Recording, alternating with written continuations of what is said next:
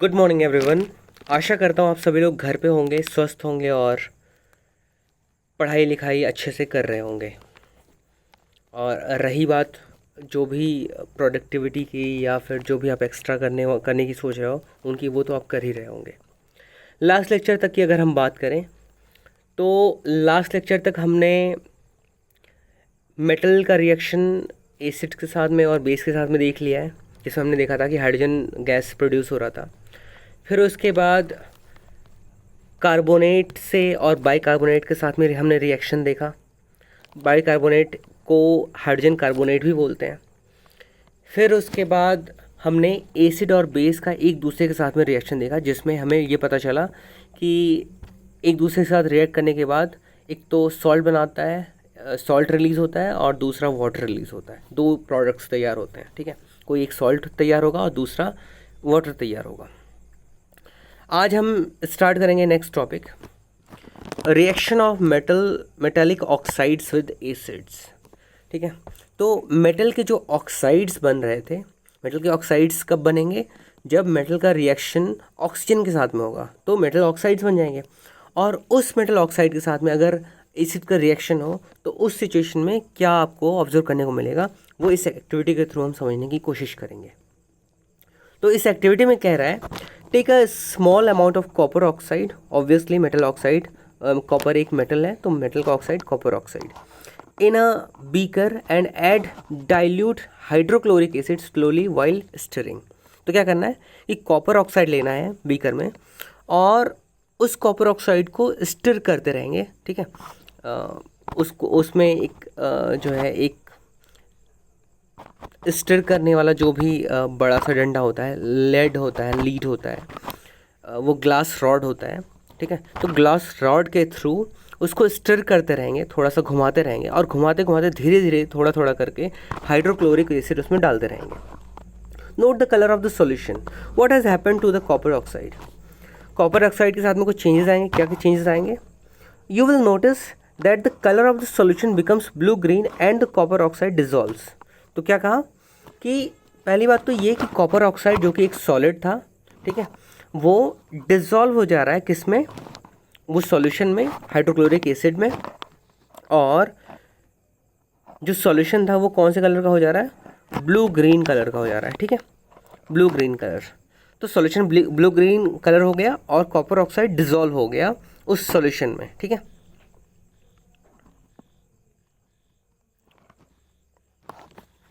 आगे कह रहा है, the blue green colour of the solution is due to the formation of copper 2 chloride, ठीक है। कॉपर क्लोराइड बन रहा है, कॉपर इस केस में कॉपर 2 क्लोराइड बन रहा है in the reaction. The general reaction between the metal oxide and an acid can be written as, metal oxide के साथ में अगर एसिड का रिएक्शन हो रहा है तो सॉल्ट बनेगा और वाटर बनेगा। तो सॉल्ट और वाटर किस केस में बन रहा था? एसिड का बेस के साथ में जब रिएक्शन हो रहा था उस केस में भी हमें सॉल्ट एंड वाटर मिला था। मेटल ऑक्साइड का जब एसिड के साथ में रिएक्शन होगा तो भी हमें सॉल्ट एंड वाटर मिलेगा। मेटल का अगर हम एसिड के साथ में बात करें तो मेटल के साथ में एसिड का जब रिएक्शन हो रहा था तो हाइड्रोजन गैस रिलीज हो रहा था और साथ में सॉल्ट भी बन रहा था, ठीक है। तो ये चीज़ें आपको रिलेट करते जाना है और वापस से रिकॉल करते जाना है कि आपने कौन कौन से रिएक्शंस, कौन कौन से टाइप के रिएक्शंस पढ़े हुए हैं और उसमें प्रोडक्ट्स क्या क्या तैयार हो रहे थे, ठीक है। और उससे बेस 3 4 5 एग्जाम्पल्स अगर आप याद कर लो, इतना बहुत है, मोर देन सफिशिएंट है इस चैप्टर को पढ़ने में, समझने में और याद करने में, ठीक है। आगे कह रहा है, now right and balance the equation for the above reaction. तो ये रिएक्शन क्या था कि कॉपर ऑक्साइड का जब एसिड के साथ में, कॉपर ऑक्साइड्स का जब HCl के साथ में रिएक्शन होगा तो क्या बनाएगा? कॉपर क्लोराइड बनेगा और साथ में वाटर बनाएगा, ठीक है। तो ये जो रिएक्शन बनेगा, इस रिएक्शन को आपको बैलेंस करना है, ठीक है। पूरा का पूरा फॉर्मूला लिखना है और उसका इसको बैलेंस करने की कोशिश करना है। ये आपका एक टास्क हो सकता है, ठीक है। आप घर पे इसको ज़रूर आप ट्राई करेंगे। क्या ट्राई करना है कि ये जो रिएक्शन था कॉपर ऑक्साइड का हाइड्रोक्लोरिक एसिड के साथ में, हमें पता है प्रोडक्ट्स क्या क्या तैयार होने हैं। कॉपर 2 क्लोराइड तैयार होना है और साथ में वाटर रिलीज़ होना है। ये दो चीज़ें रिलीज़ होनी है। इसका पूरा का पूरा इस पूरे रिएक्शन का फॉर्मूला लिखना है और उसको बैलेंस करना है। ये आपका टास्क है, ठीक है। Since metallic oxides react with acids to give salts and water, similarly to the reaction of a base with an acid, metallic oxides are said to be basic oxides. ठीक है। तो क्या कह रहा है, similarly to the reaction of a base with an acid metallic oxides are said to be basic oxides. तो basic oxides कब बोलेंगे, जब बेस का एसिड के साथ में रिएक्शन होगा, ठीक है। तो मेटल के जो ऑक्साइड्स होंगे उस सिचुएशन में आप बेसिक ऑक्साइड्स बोलोगे, ठीक है। तो बेसिकली बेसिक ऑक्साइड मतलब किसी बेस के साथ में ऑक्सीजन का रिएक्शन होगा तो बेसिक ऑक्साइड, ठीक है। आगे क्या रहा है, अगला जो टॉपिक है उस टॉपिक का नाम है reaction of a non metallic oxide with base. ये थोड़ा सा इसको भी ध्यान देते हैं। क्या कह रहा है, मेटल ऑक्साइड का हमारा क्लियर हो गया। You saw the reaction between carbon dioxide and calcium hydroxide that is lime water in activity 2.5। आपको याद होगा कार्बन डाइऑक्साइड का रिएक्शन हो रहा था कैल्शियम हाइड्रोक्साइड के साथ में, क्या क्या तैयार हो रहा था ये भी आपको याद होना चाहिए। Calcium hydroxide which is the base reacts with carbon dioxide to produce a salt and water. इस केस में भी अभी हमने लास्ट स्लाइड में ही पढ़ा कि सॉल्ट एंड वाटर इस केस में भी प्रोड्यूस होगा। Since this is similar to the reaction between a base and an acid, base and acid के जैसा ही सिमिलर था, we can conclude that non metallic oxides are acidic in nature. जो non metallic oxides होंगे वो acidic nature के होंगे, ठीक है। मेटल के ऑक्साइड्स हमने देख लिए, नॉन मेटेलिक ऑक्साइड्स देख लिए, फिर बेसिक ऑक्साइड्स हमने देख लिए, ठीक है। बेसिक ऑक्साइड किस केस में, जैसे बेस का एसिड के साथ में रिएक्शन से सॉल्ट एंड वाटर मिल रहा था, इन द सेम मैनर अगर बेस का रिएक्शन हो जाए मेटल ऑक्साइड के साथ में तो भी वाटर रिलीज़ होगा और सॉल्ट रिलीज़ होगा, ठीक है। तो उस केस में जो बेसिक ऑक्साइड था एसिडिक की जगह पे बेसिक ऑक्साइड, क्यों, क्योंकि बेस के साथ में ऑक्सीजन का रिएक्शन हो रहा है, ठीक है। तो इससे बेस कुछ क्वेश्चंस हैं, ये क्वेश्चंस आपको सॉल्व करने हैं, आपको खुद से अपनी तरफ से पूरी कोशिश करना ट्राई करने के लिए, ठीक है। Why should curd and sour substance not be kept in brass and copper vessels.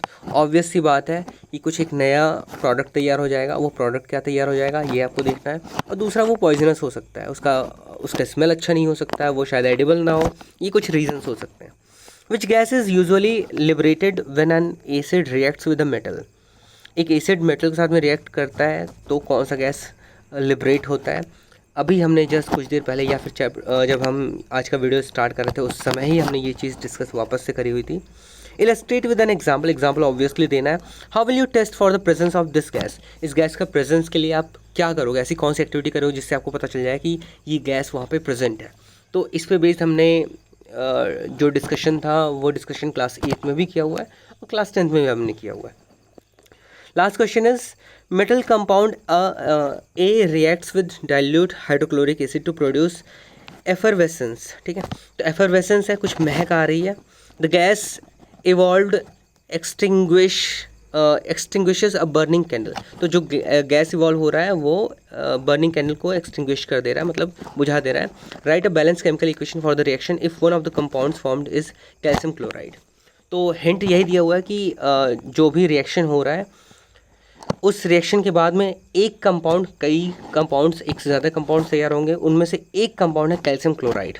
तो आपको पूरा का पूरा कंपाउंड लिखना है, कंपाउंड ए का नाम लिखना है जिसका रिएक्शन हाइड्रोक्लोरिक एसिड के साथ में हो रही है, और साथ में एक गैस रिलीज़ हो रहा है। वो गैस भी बहुत बड़ा ऐसा हिंट है कि वो गैस एक जलते हुए कैंडल को बुझा देता है, ठीक है। तो आई होप ये सारे क्वेश्चंस आपसे हो जाएंगे, बहुत ही इजी क्वेश्चंस हैं। ये जो प्रीवियस टॉपिक्स हमने पढ़े हुए इन्हीं टॉपिक्स पे बेस्ड ही ये सारे क्वेश्चंस हैं, इसमें कुछ भी हल्का सा भी टफ नहीं है, ठीक है। आगे बढ़ते हैं। What do all acids and all basis have in common. सारे एसिड्स और सारे बेसिस में कॉमन क्या चीज़ है ये हम पढ़ने वाले हैं इस टॉपिक में। तो ये भी काफ़ी इंटरेस्टिंग है, इसका हमें जो है बहुत सारे एप्लीकेशंस भी देखने को मिलते हैं।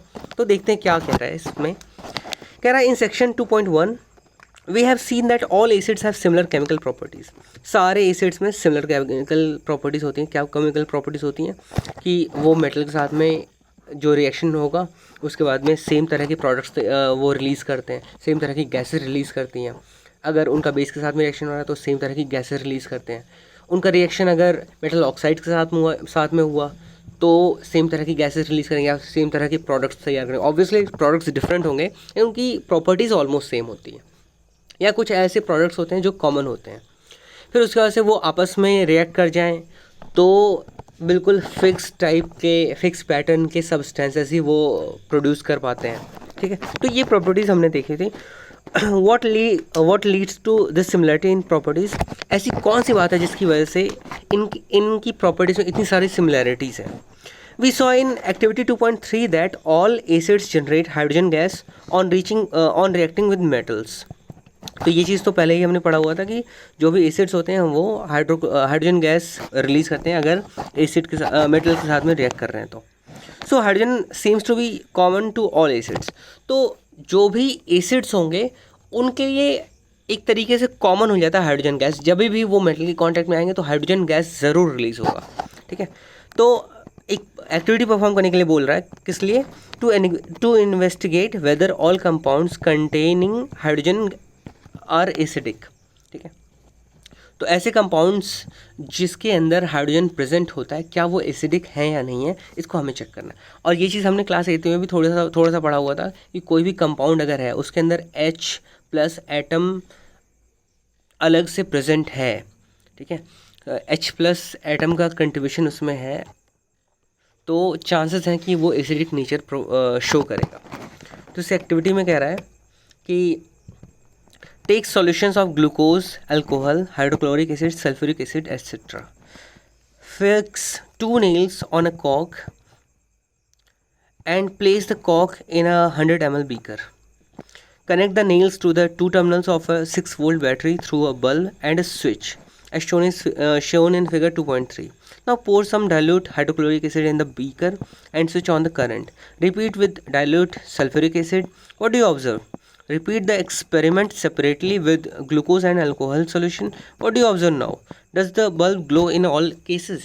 पहली बात तो ये कि कोई भी सर्किट की अगर हम बात करें, थोड़ा सा इलेक्ट्रिकल वाला पार्ट है इसमें, कोई भी सर्किट क्लोज रहेगा तभी बल्ब ग्लो करेगा, ठीक है। कोई भी सर्किट क्लोज होगा तभी उस सर्किट के थ्रू करंट फ्लो करेगा, तभी उसमें जो भी एलिमेंट लगे होंगे वो एलिमेंट ढंग से काम कर पाएंगे, ठीक है।